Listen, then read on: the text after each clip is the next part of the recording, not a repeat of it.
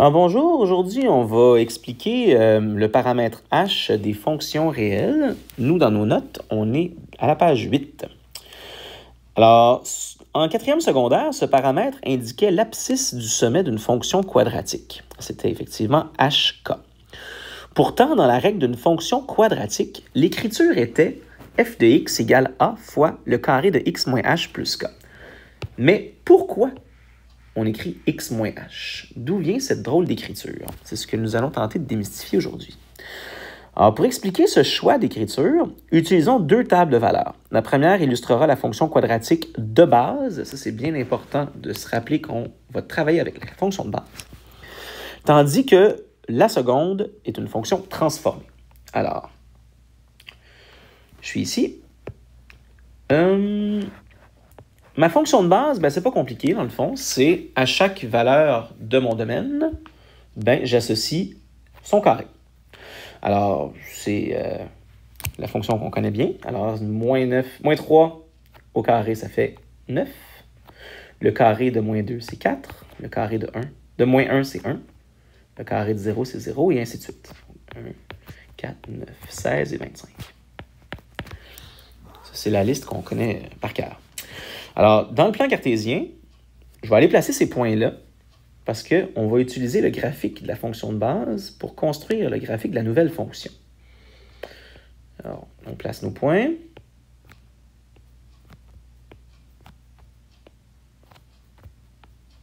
C'est ici.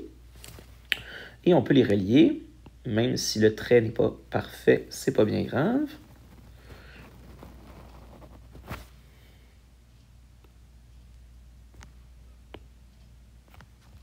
C'est ici. Et c'est ma fonction f. Maintenant, le graphique de la fonction transformée, donc, on voit qu'il y a ici présence d'un paramètre h qui vaudrait éventuellement 3, si on se fie au modèle x moins h. Alors, qu'est-ce qui se passe et comment ça fonctionne? Alors, on va construire cette table de valeurs-là, mais on va la construire assez méthodiquement, c'est-à-dire qu'on va toujours se ramener à la fonction de base pour construire ce qui se passe ici. Ce n'est pas tellement au début qu'on va le voir, mais c'est plutôt vers le milieu. Alors, admettons pour la valeur moins 3 de son domaine, je dois calculer le carré de moins 3, moins 3. Je suis ici, si je remplace x par moins 3, je dois finalement calculer le carré de moins 6, qui est 36. Vis-à-vis moins 2, excusez-moi, vis-à-vis moins 2, je dois calculer le carré de moins 5, qui est 25. Vis-à-vis l'abscisse moins 1, je dois calculer le carré de moins 1, moins 3, donc moins 4, ce qui donne 16. Et là, c'est là que ça va devenir intéressant. Parce que là, on voit que c'est la liste des carrés parfaits aussi. 36, 25, 16, et ainsi de suite. Ça ressemble beaucoup à la liste de la fonction de base. Effectivement, ce sont les mêmes images. À l'abscisse 0, dans ma fonction transformée, je dois calculer le carré de 0 moins 3. Et là, c'est là que je vais aller chercher ma fonction de base. Je dois calculer le carré, donc, de moins 3. Mais dans la fonction de base, le carré de moins 3, je l'avais. C'était 9. Et c'est donc le même 9 qui est ici. C'est ce 9-là.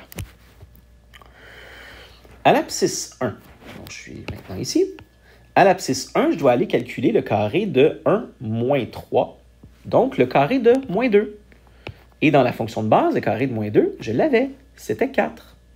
Je suis ici, le carré de moins 2, c'était 4 dans la fonction de base.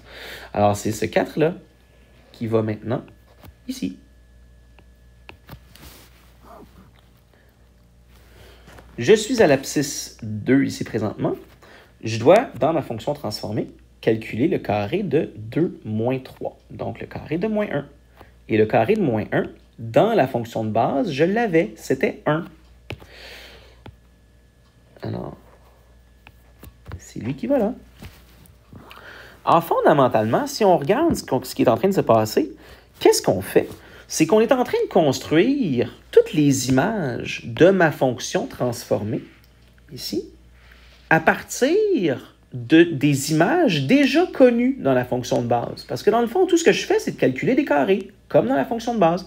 Quand je suis ici, je dois calculer un carré. comme dans la fonction de base. Alors, ce sont exactement les mêmes images, mais déplacées. Autrement dit, je vais le refaire une dernière fois en changeant un petit peu ma verbalisation. Je dois calculer ici à l'abscisse 3 le carré de 3 moins 3. C'est dans le fond le carré de 0. Dans ma fonction de base, j'avais le carré de 0. Il valait ici 0. Alors, je prends cette valeur-là d'image et je viens la reporter 3 unités d'abscisse en avant pour aller construire ma nouvelle fonction. Alors, chaque image que j'ajoute à ma fonction transformée, je les ai déjà dans ma fonction de base, mais 3 unités d'abscisse en arrière. Alors, les images ne changent pas. Ce sont les mêmes Y que je reconduis d'une table de valeurs à l'autre, mais les images sont dans la table de valeurs de la fonction de base 3 unités d'abscisse en arrière. Alors, c'est ça le sens du x moins h. Ça veut dire que je vais retrouver les mêmes images que dans la fonction de base, mais la fonction de base est située 3 unités d'abscisse en arrière. Alors, dans le fond, le point qui était ici, dans ma fonction de base, qui était à moins 3,9, celui qui est ici, moins 3,9, j'utilise cette image-là pour créer ma fonction transformée à la même image, mais 3 unités d'abscisse en avant. Alors, je viens prendre ce point-là ici et je le place 3 unités d'abscisse en avant, sans changer d'image. Le point qui est ici, même chose, moins 2,4. Il était ici dans mon graphique. Bien, moins 2,4, je vais aller reporter son image, qui est l'ordonnée, 3 unités d'abscisse plus loin, en avant, pour aller créer le point dans ma fonction transformée. Et on fait ça avec tous les points. On prend les images et on les glisse 3 unités d'abscisse en avant. Alors, quand on a compris ça, on a quand même compris beaucoup de choses parce que c'est assez subtil, mais en même temps, c'est assez riche comme signification. Alors, ça me crée une fonction identique avec les mêmes images, les mêmes ordonnées.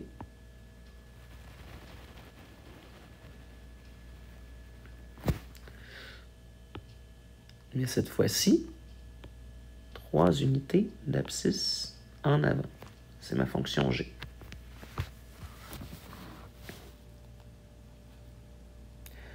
Alors, le sens du x moins h, ça ne veut pas dire translation de 3 unités en arrière, c'est pas ça. Ce que ça veut dire, on va l'écrire à la page d'après, donc ce n'est pas nécessaire de l'écrire ici, mais c'est simplement de dire le moins qui est là présentement dans cette règle-là, le moins qui est ici me dit la fonction de base est située 3 unités d'abscisse en arrière. Donc, ça veut dire que ma nouvelle fonction s'est déplacée vers la droite ou vers l'avant. Okay? On pourrait regarder ça avec GeoGebra, avec ici comme ça, par exemple. Je n'utiliserai pas la fonction quadratique, je vais vous le montrer avec une autre fonction qui est une fonction valeur absolue de base qu'on va étudier plus tard au courant de l'année. Mais pour l'instant, on peut quand même admettre la fonction de base. Alors, ici, du côté gauche, j'ai les règles de mes fonctions. Donc, j'ai ma fonction f, qui est celle qui est ici en pointillé dans mon graphique. C'est la fonction valeur absolue de base. Il n'y a pas de paramètres, il n'y a rien. Okay?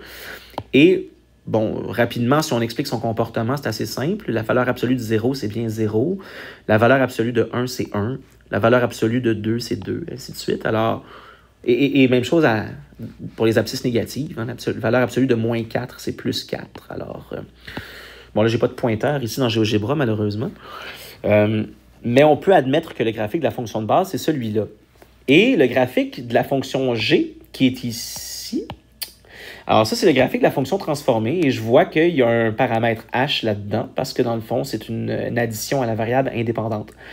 Et avec mon petit bouton qui est ici, que j'ai appelé h, le petit curseur, ben, je peux changer la valeur de la constante h. Et on va voir que le graphique de la fonction transformée va se déplacer selon ce qu'on avait dit tantôt. Alors là, présentement, h vaut 2,8. Donc, on voit qu'effectivement, la fonction transformée, la fonction transformée est située 2,8 unités à droite de la fonction de base. Et qu'est-ce que ça veut dire? Ça veut dire que si je regarde ici dans la règle, qu'est-ce que ça signifie? Ça veut dire que la fonction de base est en arrière de 2,8 unités. Donc, c'est normal que ça fasse une translation vers la droite. Et on pourrait faire changer la valeur de mon curseur.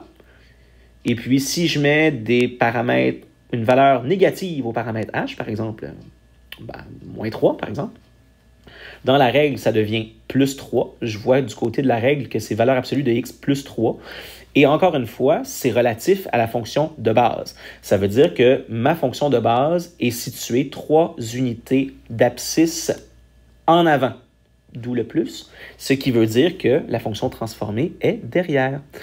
Donc, c'est un paramètre qui, finalement, te ramène à la fonction de base. Il te dit où se trouve la fonction de base par rapport à la fonction transformée.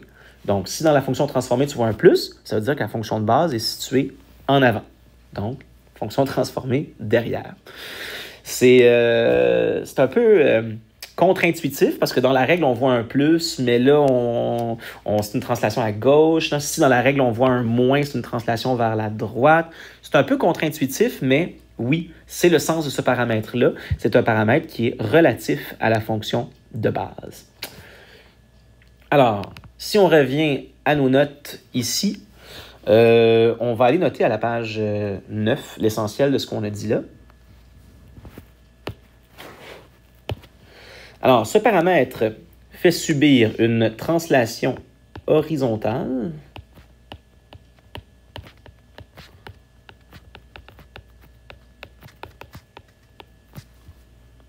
à la courbe de h unité. Alors, considérant l'écriture x moins h, donc ça va être le modèle d'écriture qu'on va toujours rechercher, nous, cette année, quand on va traiter des fonctions. Là, on l'a expliqué pour la quadratique, puis un petit peu pour la valeur absolue, mais essentiellement, ça va toujours être la même chose parce que ça va s'appliquer à toutes les fonctions qu'on va rencontrer. Alors, si la constante h est positive, la translation va s'effectuer vers la droite. Par exemple, si je vois dans une règle de fonction x moins 8, dans l'argument d'un opérateur, par exemple, ben je sais qu'il y aura eu une translation vers la droite pour créer la fonction transformée. Et si h est négatif, ça veut dire que la translation va s'effectuer vers la gauche. Et dans une règle, je verrai, par exemple, x plus 10. Ici, h vaut moins 10. Et ici, h vaut 8. Je ne sais pas si c'est redondant d'écrire ça, mais j'aime mieux l'écrire. Et finalement, c'est ça la phrase, un peu la phrase clé, ou du moins qui pour moi, qui donne tout le sens au paramètre h. L'écriture x moins h nous indique où se situe la fonction de base par rapport à la fonction transformée. OK, c'est ça.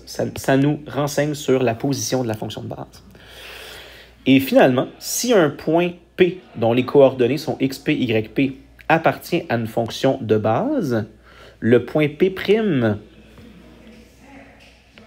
xp plus h yp va appartenir à la fonction transformée par le paramètre h. Pourquoi j'écris plus? Encore une fois, ça peut nous étonner parce qu'on venait d'expliquer pourquoi c'était moins dans la règle. Alors, dans la règle, on écrit x moins parce que ça nous dit où est la fonction de base. Mais, par contre, quand je dois transformer ou quand je dois, disons, déplacer les couples de la fonction de base, par exemple, je dois déplacer ce point-là, ben je vais lui ajouter la valeur de la translation h pour aller placer mon nouveau point. Donc, dans le graphique, on déplace les points de la valeur de la constante h. Donc, on ajoute cette valeur-là au x de la fonction de base. Et dans la règle, nous, on utilise le moins pour les raisons qu'on expliquait tantôt. Alors, ben voilà, j'espère que ça vous a aidé.